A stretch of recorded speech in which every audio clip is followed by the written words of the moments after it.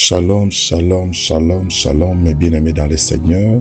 Je vous salue tous dans le nom merveilleux et puissant de notre seul Sauveur, Seigneur Jésus-Christ de Nazareth, le Seigneur de gloire.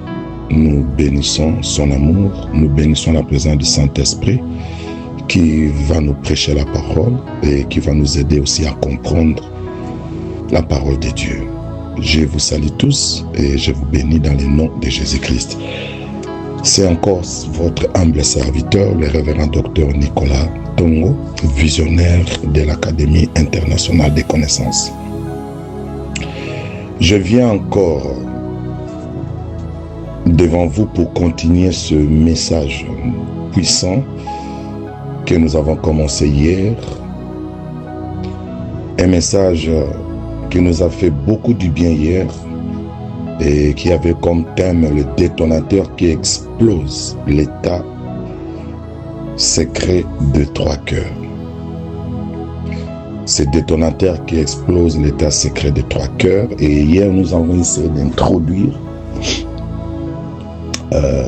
J'ai fait exprès, je n'ai pas voulu interpréter le sujet.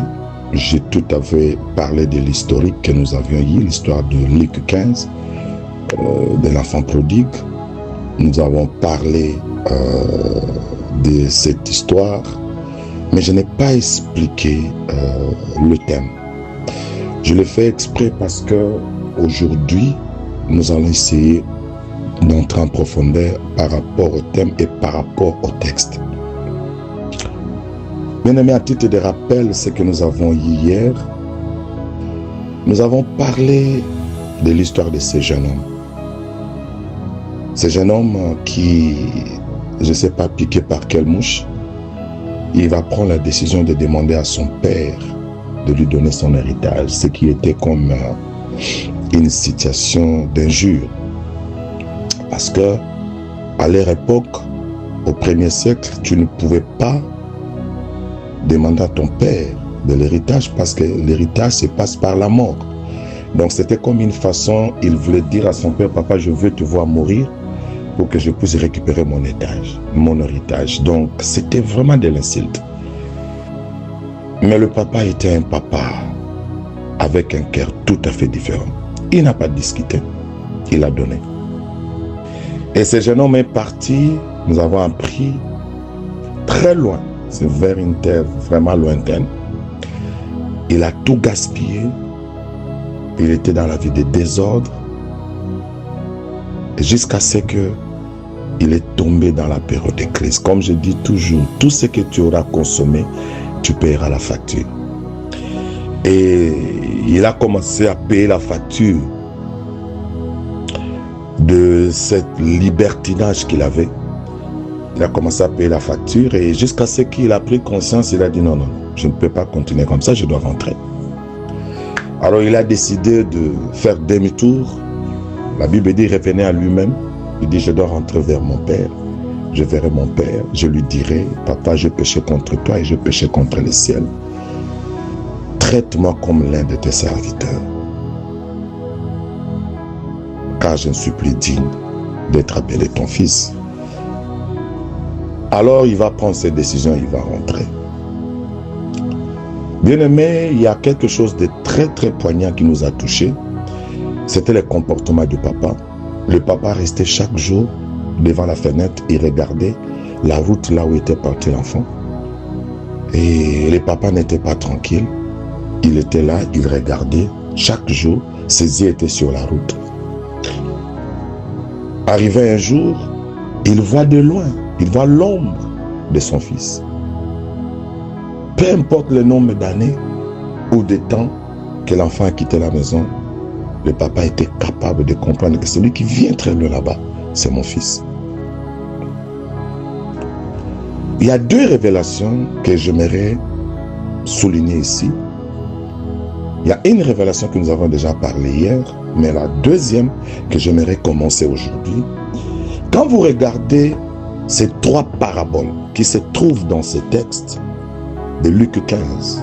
Parce que je vous ai dit hier que l'histoire commence dans Luc 15, mais le verset 1 à 2, là où les pharisiens commençaient à traiter Jésus comme d'une personne contaminée parce qu'il était ensemble avec des pécheurs, ce qui est contraire à la loi juive. Il dit, mais c'est pas possible, cet homme ne vient pas de Dieu. Alors, Jésus maintenant devait leur donner des paraboles. Il y en a eu 3. Mais bien aimé, si vous regardez ces 3 paraboles, la première parabole, brebis perdue, le berger sort pour aller chercher la brebis perdue. Deuxième parabole, la pièce de monnaie perdue, la personne se lève, allume la lampe et commence à chercher cette pièce perdue. Mais curieusement, la troisième parabole, c'est l'enfant perdu. Ici, le père ne va pas à la recherche de l'enfant perdu. Les 2 autres paraboles, ils étaient partis à la recherche de retrouver ce qu'ils avaient perdu. Mais la troisième parabole ici, le père ne sort pas. Il ne va pas à la recherche. Le père reste debout en train de regarder la route, là où était parti l'enfant. Mais il n'a pas suivi l'enfant, là où il était parti. Non, il est resté, il regardait. Bien aimé, c'est une grande révélation. Nous pouvons nous poser la question, pourquoi? Pourquoi les 2 autres paraboles, ils sont sortis pour aller chercher et pour trouver la solution. Et ils sont revenus. Et lorsqu'ils sont revenus, ils ont organisé la fête. La troisième parabole, le père n'est pas sorti, mais c'est le fils qui revenait vers le père. Et le père a organisé aussi la fête. Donc, par là, nous allons comprendre une grande révélation là-dedans. C'est-à-dire que le père n'a pas bougé. Le père est resté toujours à la maison. Il attendait l'enfant venir. Bien-aimé dans le Seigneur, la grâce exige une prise de conscience de l'autre côté. La grâce exige une prise de conscience dans ta propre vie. La grâce commence là où tu prends la conscience. On ne va pas te chercher pour que tu comprennes que ton comportement est mauvais. C'est à toi de prendre conscience, de comprendre que ce que j'ai fait n'était pas bon et que j'ai besoin de la grâce et que je dois faire un pas vers par la prise de conscience. Et la grâce maintenant va courir pour te secourir. Voilà la révélation. Il y a beaucoup de gens dans la vie, ils croient que la grâce va te pousser à te repentir. Non, la repentance, c'est ta prise de conscience. Le mot repentance à grec, c'est métanoia. C'est à toi, c'est le changement de comportement. C'est toi qui dois décider que je dois changer. Personne d'autre peut décider à ta place. Pour les 2 autres paraboles, quelqu'un a décidé d'aller aider, sauver. Mais pour la troisième parabole, non. C'est toi qui dois prendre la prise de conscience pour déclencher le processus de la grâce. Oh, je pense que je parle à quelqu'un. C'est toi qui dois prendre conscience. C'est toi qui dois te décider de changer métanoia, de changer les comportements, de dire que non, ce que j'ai fait, ce n'est pas bon. La façon dont je me comporte, ce n'est pas bon. Je me suis éloigné de mon Père. Regarde maintenant la vie que je suis en train de mener. Non, je dois prendre conscience et je dois retourner. Bien-aimé, l'élément le plus important dans la vie d'une personne, chrétien ou non chrétien, c'est la prise de conscience. Quand dans ta vie, tu n'arrives pas à prendre conscience, tu n'es pas différent d'un animal. Je m'excuse de dire ce mot. Dans la vie d'une personne, que tu sois païen, que tu sois chrétien, la prise de conscience, c'est un élément que Dieu a mis dans chacun de nous. Même un voleur, à la croix, il avait pris conscience. Il a dit à son ami voleur, nous avons mérité ce que nous sommes en train de faire. Mais cet homme-là, qui s'appelle la grâce, lui n'a pas mérité. Nous méritons. Et Jésus a compris, à cause de ta prise de conscience, aujourd'hui, tu seras avec moi au paradis. Bien-aimé, l'histoire a changé à cause de la prise de conscience. Non, je suis en train de parler à quelqu'un. Toi qui t'es éloigné très loin de ton Père, tu t'es éloigné du lieu de la grâce, tu t'es éloigné du lieu de la bénédiction de Dieu. Et pourquoi tu ne prends pas conscience? Jusqu'aujourd'hui, des années, tu n'arrives pas à prendre conscience. Tu marches dans une vie tellement de désordre. Tu as détruit 3, 4 relations, mais tu ne prends toujours pas la conscience. Tu es toujours là en train de condamner d'autres personnes. Mais toi-même, tu ne te poses pas la question, pourquoi j'ai divorcé 4 fois? Pourquoi j'ai détruit les fiançailles 5 à 4 fois? Pourquoi c'est là? Tu dois te poser des questions et tu dois revenir en toi-même pour dire que oui, j'ai un mauvais comportement moi aussi. Je ne peux pas toujours accuser les autres. C'est qu'à moi, il y a quelque chose qui ne va pas. Et c'est à ces moments-là, quand tu prends conscience, c'est à ces moments que la grâce va courir vers toi. Non, je suis en train de parler à quelqu'un pour cette révélation. Est-ce que tu es en train de prendre conscience? Et nous avons dit, lorsque la grâce a pris la décision de courir pour secourir l'enfant, le père a couru. Pourquoi? Parce que le père ne voulait pas que la population puisse utiliser les kezaza. Le kezaza qui était une pratique où quand tu as désobéi, tu as fait quelque chose qui était de mauvais, la communauté devait te rejeter. Et le père a compris, si je laisse cet enfant que je vois venir de loin, il a pris la conscience, il rentre, je dois courir vers. Parce que si je laisse cet enfant, la population va le jeter dehors. Et ça sera une honte encore pour moi. Je dois courir. Le père a oublié son honneur, il a oublié sa dignité, il a oublié sa personnalité. La Bible dit, il courit pour empêcher les gezaza dans la vie de cet enfant. Bien-aimé dans le Seigneur, j'aimerais parler à quelqu'un. Ton Dieu est en train de regarder devant la fenêtre. Il dit, viens mon fils, prends conscience, métanoïa, prends conscience, métanoïa, change ton comportement. Moi, je vais courir, je vais empêcher les ennemis de ta vie de ne pas toucher à ta vie. Je vais empêcher la sorcellerie de ta famille de ne pas toucher à ta vie. Je vais empêcher à tes ennemis qui se sont complotés, quel que soit leur nombre. Mais mon problème, prends conscience, fais le premier pas, je ferai le reste. Je viendrai, je combattrai pour toi, je changerai ton histoire, je vais humilier tes ennemis. Je ne permettrai pas que les kezaza puissent avoir impact dans ta vie, car je suis la grâce. Bien-aimé, il y a des gens qui s'éloignent. Il y a des gens qui s'éloignent à cause des autres.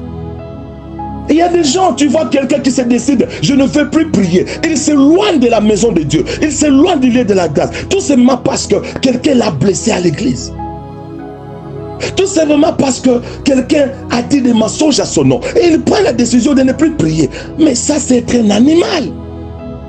Bien-aimé, ta vie n'est pas conditionnée par rapport à quelqu'un.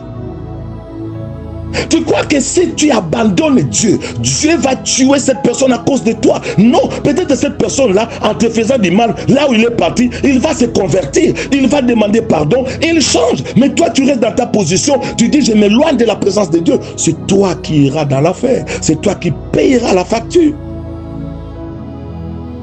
Le voleur à la croix, bien-aimé, il avait volé, il a fait souffrir quelqu'un, mais regardez à la croix, il a changé son comportement et il a reçu la grâce pour aller au paradis. Mais la personne qui l'avait fait du mal, peut-être cette personne continue à l'insulter, continue à garder rancune. Il m'a fait du mal, mais il a oublié qu'à la croix, ce voleur a changé sa position. Les gens qui nous blessent, bien-aimés dans le Seigneur, tu ne peux pas changer ta vie, changer ton comportement, changer ta discipline, t'éloigner de Dieu à cause de quelqu'un.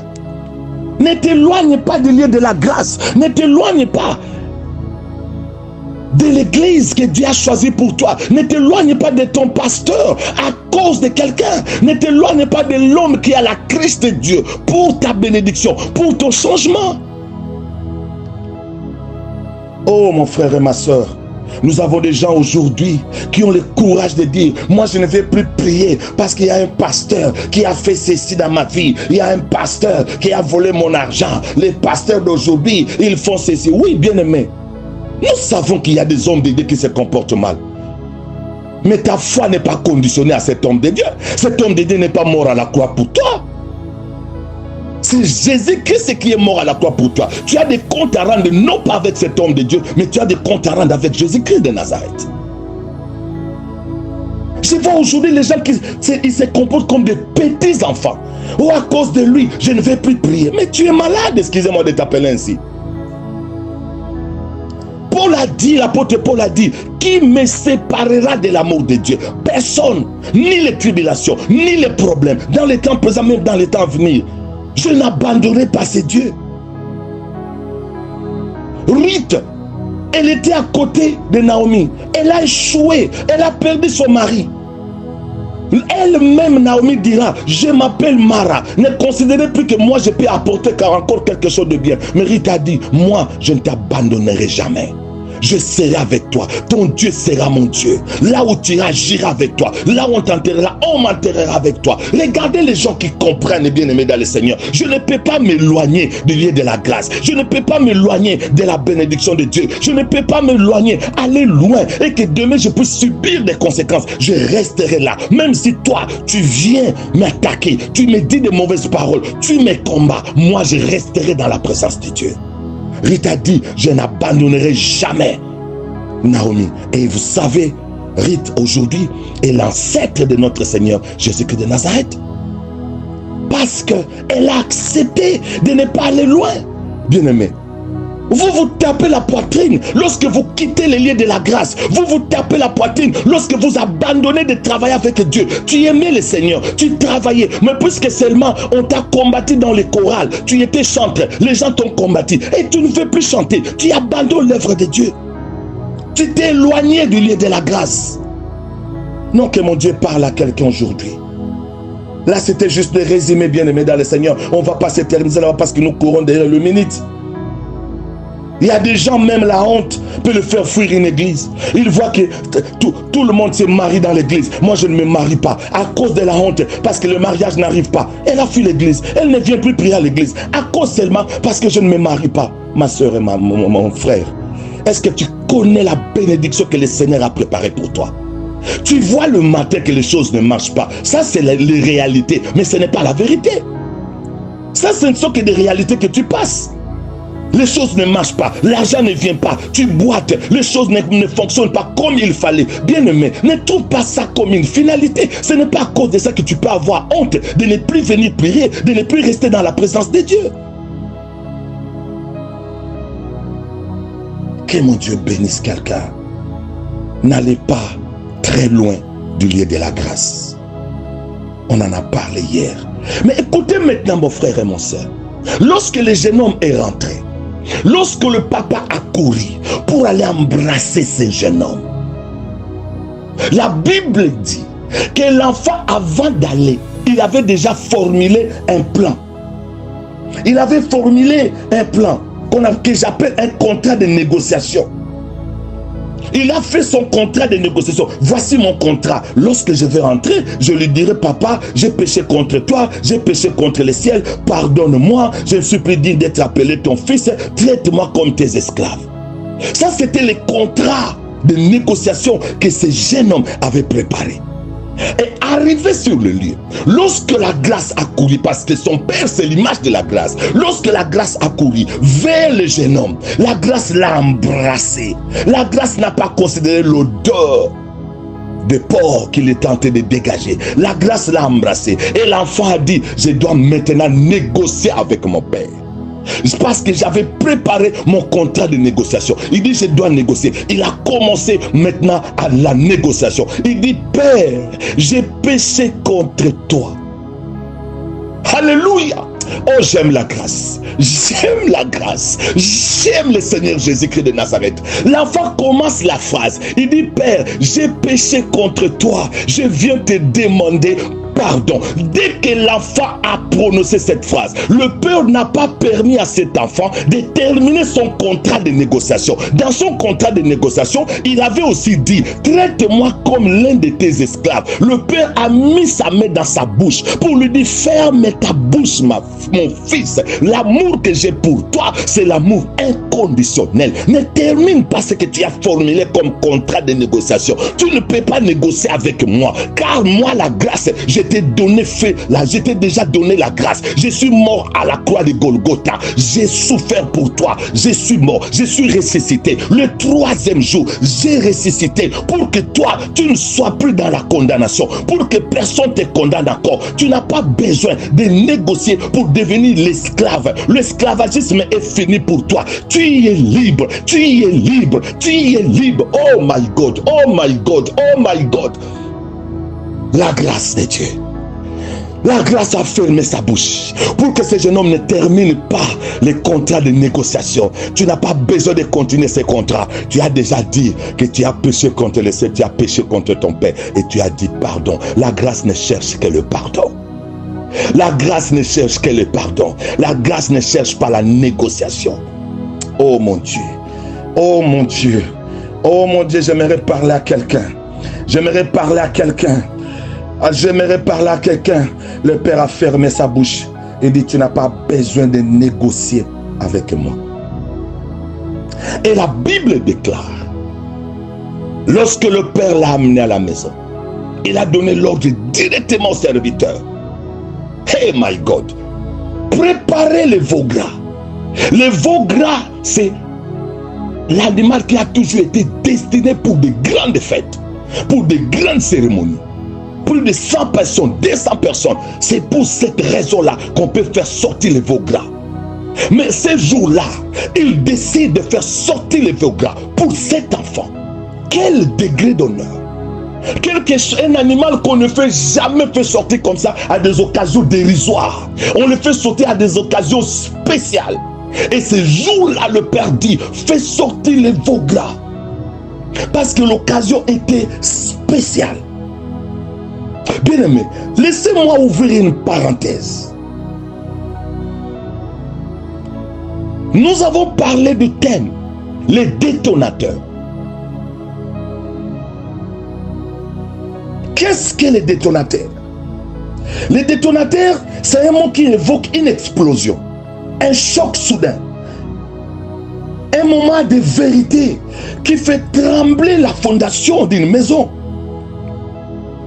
C'est le moment imprévisible où tout bascule, où les certitudes volent en éclats et où une nouvelle réalité s'impose à travers une parole, une rencontre, un retournement de situation, bien-aimé dans le Seigneur, qui transforme à jamais le cours d'une vie ou d'une nation. C'est ça les détonateurs. Quelque chose, un événement, une situation qui s'est produit et qui change tout. Ce jeune homme, le détonateur de sa vie, c'était la fin. Lorsqu'il était parti, il était dans la joie. Il blague avec l'argent. Il a fait tout. Mais à un moment donné, tout est devenu chaotique. Il est tombé dans une crise sans précédent. Maintenant, il n'avait même pas à manger.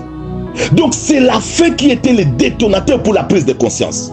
Lorsqu'il a eu faim, c'est alors qu'il a dit, revenez à lui-même, je dois rentrer. Bien-aimé, j'aimerais parler à quelqu'un. Vous savez, ce message que vous écoutez aujourd'hui, c'est le détonateur que Dieu utilise pour qu'à partir de ce message, qu'il y a quelque chose qui doit se déclencher en toi. Oui, à travers le message que nous avons eu hier, j'ai eu des gens qui m'ont appelé, même des pasteurs, qui m'ont dit, pasteur, que Dieu vous bénisse. Ce message a déclenché quelque chose dans ma vie. Oui, c'est un détonateur. C'est un détonateur qui va révéler l'état secret de trois cœurs. Le cœur du père, le cœur de l'enfant, du cadet et le cœur de l'aîné. Nous allons entrer en profondeur. Nous allons voir comment le détonateur a déclenché quelque chose d'extraordinaire. Pour cet enfant, le détonateur était la faim. Pour toi aujourd'hui, je ne sais pas le détonateur c'est quoi. Mais à travers ce message, c'est déjà un détonateur. Dieu est tenté de te parler pour déclencher quelque chose en toi. Toi qui es orgueilleux, toi qui s'est éloigné de la présence de Dieu, toi qui s'est dit que tout est suffisant pour toi. Tu as l'argent, tu es ceci, tu es PDG, tu es président, tu te dis que tout est suffit à toi. Mais cette parole, c'est le plus grand détonateur qui est tenté de frapper à tes oreilles. Frapper à ton cœur pour te dire que tu dois revenir en toi-même et tu dois te repentir. Nous allons voir ici comment le détonateur, bien-aimé, va révéler le secret caché de trois cœurs. Comment le détonateur va faire tomber le masque. Nous allons découvrir qui est le cadet, qui est le père et qui est l'aîné. Alléluia. Je bénis le Seigneur pour ce message. Je ne sais pas ce que je peux dire, bien-aimé dans le Seigneur. Je bénis le Seigneur. J'ai dit que le détonateur de ces jeunes hommes, c'était la faim. la faim physique, ça peut être aussi la faim spirituelle. Tant qu'il avait de l'argent, il se croyait qu'il était encore libre. Mais quand la faim a frappé brutalement dans sa vie, il commençait à manger des histoires des animaux. Et après, il n'en avait même pas. C'est là où le choc est arrivé. C'est là où son orgueil s'est brisé. C'est là où il s'est dit non, non, non. Je dois rentrer vers mon Père. Pourquoi? C'est la faim. Il n'y avait pas à manger. Il dit je vais mourir. Cette faim a agi comme un couteau. Cette faim a enlevé ce masque de l'autosuffisance. Il se croyait que j'étais suffisant. J'ai de l'argent, j'ai les moyens, j'ai la force moi-même. Cette faim a fait tomber le masque. Et le masque est tombé. Maintenant, l'autosuffisance s'est tombée. Et tu voyais maintenant qu'il n'y a plus moyen. Je dois rentrer. Parce qu'il était tombé dans la détresse.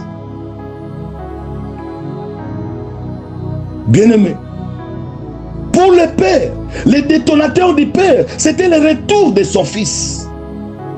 Quand la Bible dit, il a regardé de loin. Le Père il n'avait pas faim. Il n'avait pas le problème de faim pour lui. Il n'était pas en crise. Mais son détonateur, c'est la silhouette juste de l'horizon de son Fils qu'il a vu de loin. Quand il a vu de loin, son cœur battait. Il y a un courant qui est passé. Il a senti la chaleur dans son cœur. Il dit, ce n'est pas vrai. Ça fait 1 à 2 ans que je regardais cet enfant devant la fenêtre. Je me disais, il va rentrer quel jour? Je me disais, il sera de retour quel jour? J'ai prié la nuit. Je ne dormais pas. Seigneur, fais grâce à mon fils. Que mon fils retourne à la maison. Je ne dormais pas. Et quand il a vu rien que cette silhouette de loin, c'était son détonateur. Le détonateur qui a déclenché dans son cœur. Il a oublié même que j'étais un patriarche. Il a oublié que j'étais un homme dignitaire. Il a dit, je vais courir vers mon fils. Je ne permettais pas que les Gézaza puissent être infligés à mon fils. Il a fui. Il a couru pour aller défendre son fils.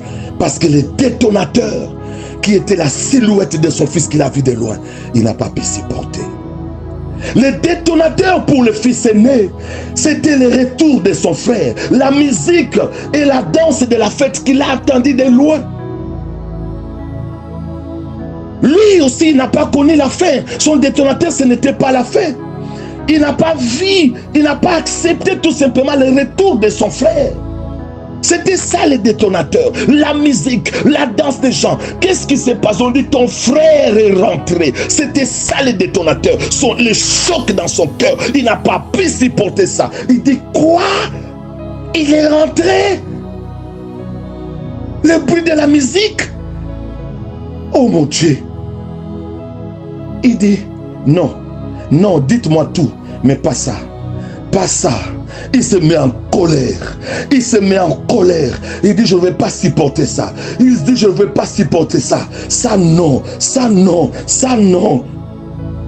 Le retour de son frère n'était pas la joie. C'était le détonateur, l'état de son cœur, le masque qui était caché. Lui qui était le bon fils, le fils du papa, qui était toujours là. Il faisait ce que son père voulait. Il était toujours au travail. Il était assidu.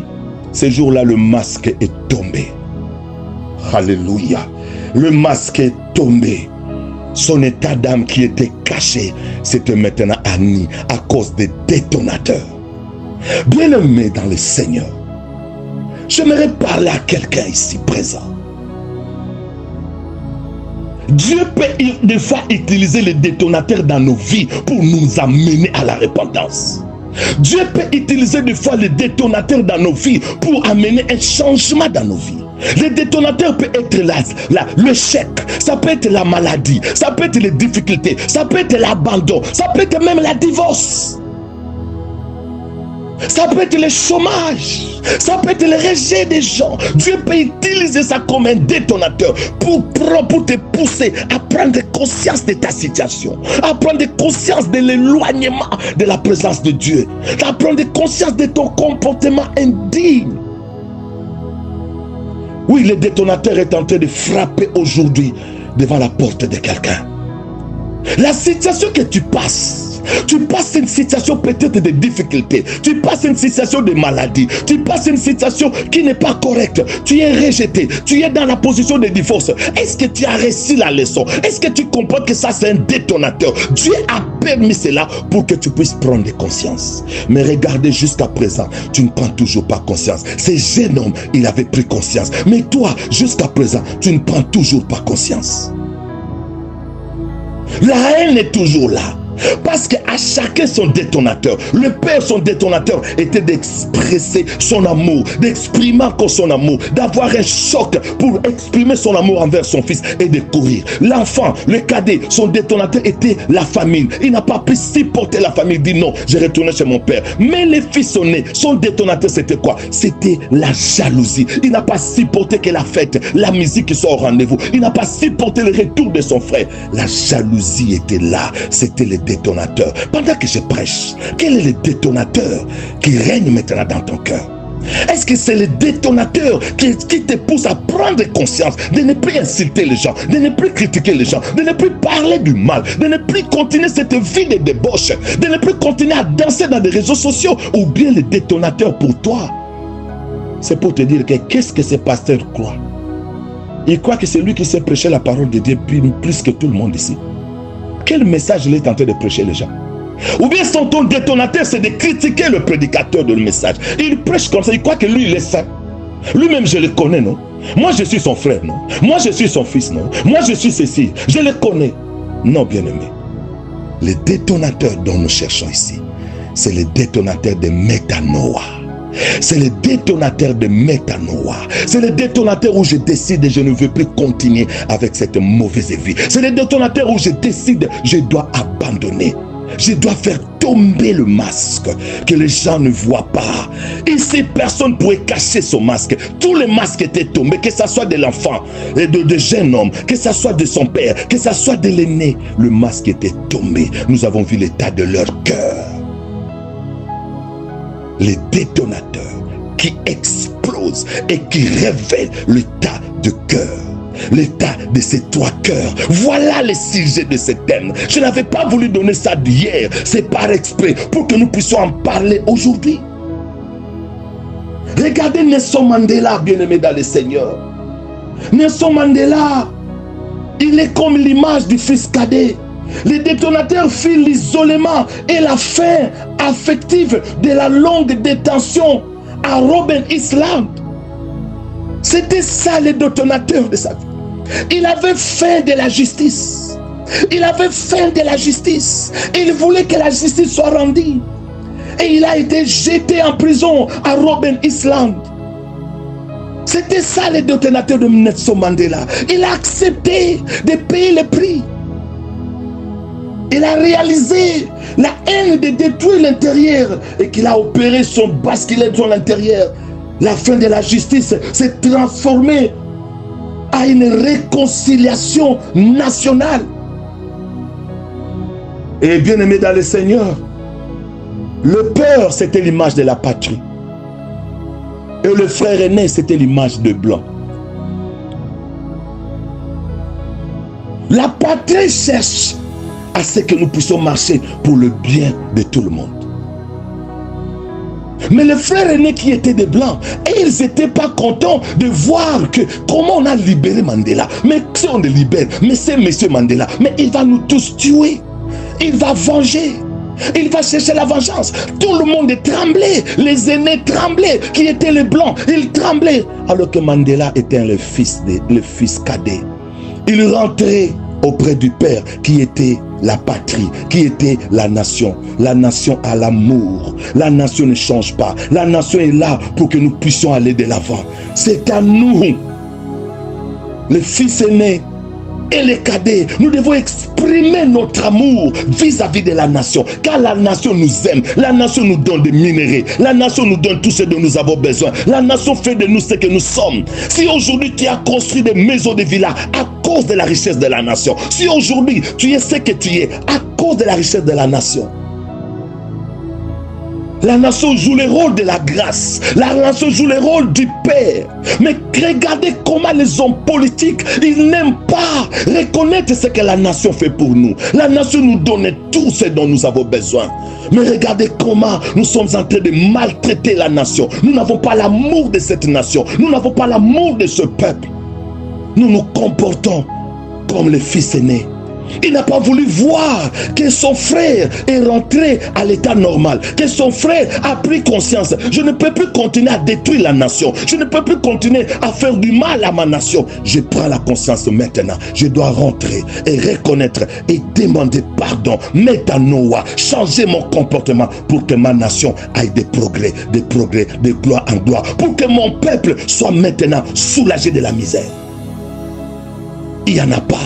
Nous avons des hommes de Dieu, nous avons des politiques qui n'ont pas les soucis de la nation. La nation qui est l'image du Père, qui est l'image de la grâce. Nelson Mandela était le cadet. Il a compris que je dois avoir faim de la justice et que je dois retourner, je dois faire un effort afin qu'il y ait la paix. Lorsque Nelson Mandela est sorti, tout le monde s'attendait qu'il va se comporter comme le fils aîné, être jaloux, mettre la vengeance en avant. Non, Nelson Mandela a dit non. J'aime la nation. J'aime la nation. Je ne veux pas accepter que cette nation puisse mourir. Je ne veux pas accepter qu'il y ait bain de sang dans cette nation. Nelson Mandela est sorti avec le pardon dans sa bouche. Dans son discours, il va pardonner le fils aîné. Il va pardonner tout le monde. Il dit, moi, j'aime la paix. Je veux que la nation tout entière sud-africaine puisse faire comme moi. Pardonnons les aînés, mettons la paix, cherchons la paix, afin que notre pays puisse aller de progrès en progrès. Ma question est celle-ci pour toi, président de la République d'un pays, toi, Premier ministre, toi, juge, toi, docteur, toi, homme d'affaires.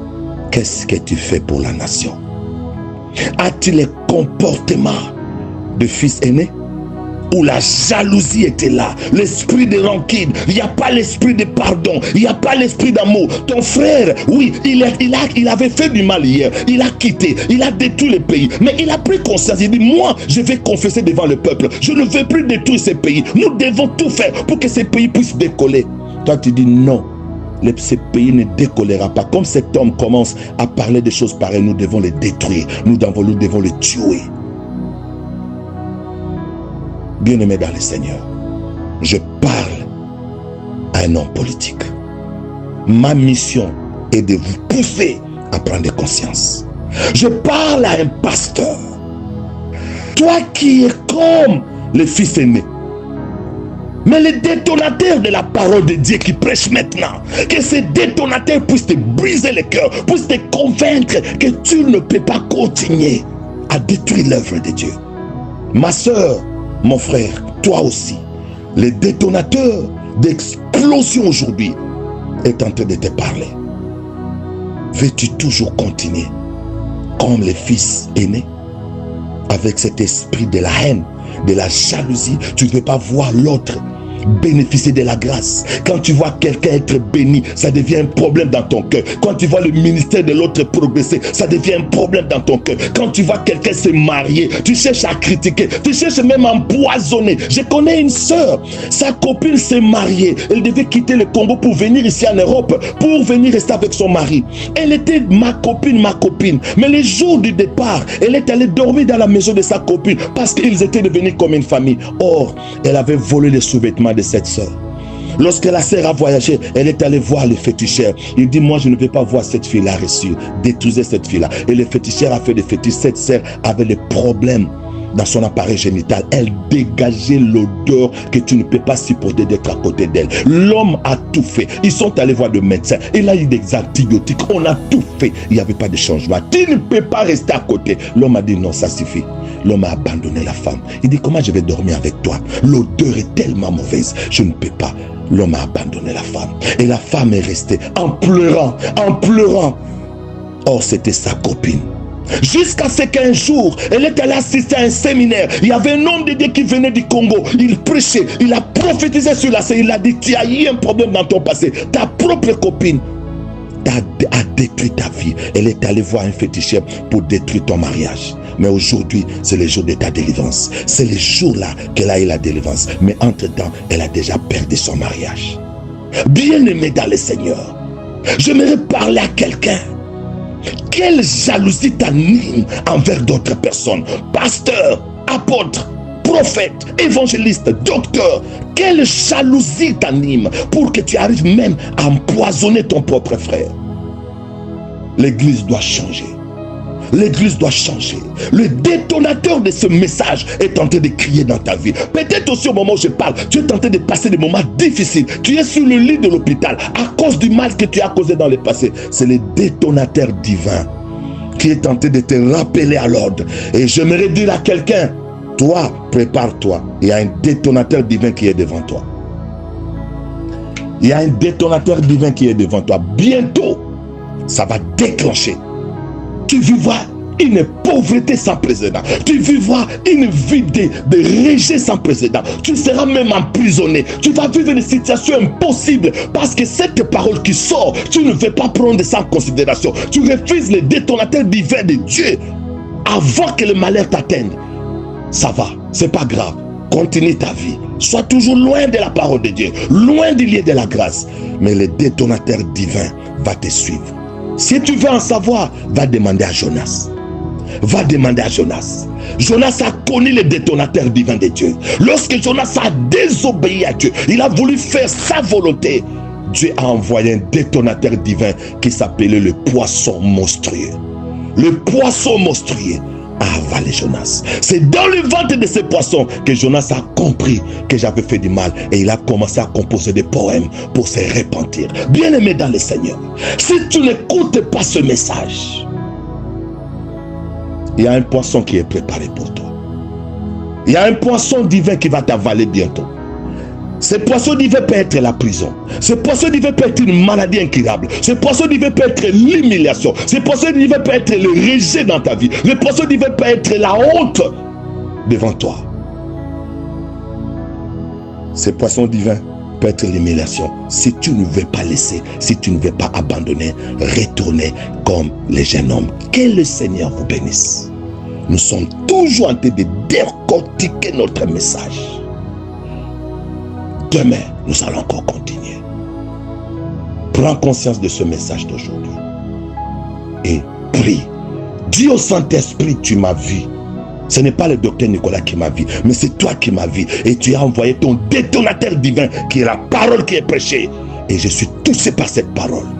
Je ne veux pas être avalé dans le ventre des poissons comme Jonas. Je ne veux pas être avalé comme Jonas. Je viens, je me répands. Je vais changer mon comportement. Je vais abandonner la jalousie. Je vais abandonner les critiques, parler mal des autres. Je vais abandonner, Seigneur. Je reviens vers toi. Merci pour l'explosion des détonateurs divins dans mon cœur. Que le Seigneur vous bénisse. C'était encore votre humble serviteur, le révérend docteur Nicolas Tongo. Soyez bénis. Amen.